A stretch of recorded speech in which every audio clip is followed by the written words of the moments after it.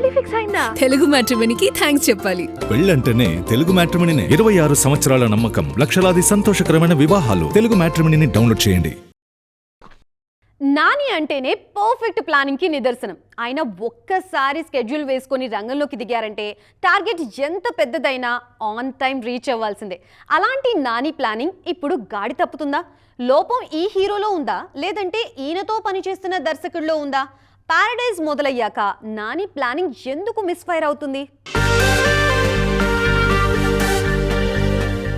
ఎందుకో తెలియదు కానీ ఫస్ట్ టైం నాని కెరీర్లో కాస్త కంగారు కనబడుతుంది.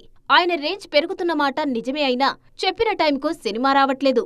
ఒకసారి డేట్ ఫిక్స్ చేస్తే ఆన్ టైం వచ్చేస్తాడని నాని మీద బయ్యర్లకు ఒక కాన్ఫిడెన్స్ ఉంటుంది. కానీ పారడైజ్ తర్వాత ఫస్ట్ టైం ఆ ప్లాన్ మిస్ అవుతున్నట్లు కనిపిస్తోంది. దసరా, హిట్రీ లాంటి భారీ సినిమాలను కూడా చెప్పినట్లు ఆన్ టైం రిలీజ్ చేసిన నాని పారడైజ్ దగ్గరికి వచ్చేసరికి మాత్రం కాస్త తడబడుతున్నారు. ముందు మార్చి 26న రిలీజ్ అన్నారు కానీ కుదరలేదు. ఇప్పుడు ఆగస్టు 21 అంటూ డేట్ ఇచ్చారు. కానీ సిచ్యువేషన్ చూస్తుంటే ఆ తేదీకి కూడా పారడైజ్ రావడం కష్టమే అనిపిస్తుంది. ఈ ఎఫెక్ట్ నెక్స్ట్ సుజిత్ సినిమాపై కూడా పడుతుంది. దసరా తర్వాత శ్రీకాంత్ ఓదెల నాని కాంబో కావడంతో పారడైజ్ పై ఎక్స్పెక్టేషన్స్ పీక్స్ కు చేరిపోయాయి. పైగా బడ్జెట్ కూడా 150 కోట్లకు చేరింది. దాంతో అస్సలు కాంప్రమైజ్ అవ్వట్లేదు నాని. లేట్ అయినా పర్ఫెక్ట్ కంటెంట్ తోనే రావాలని చూస్తున్నారు.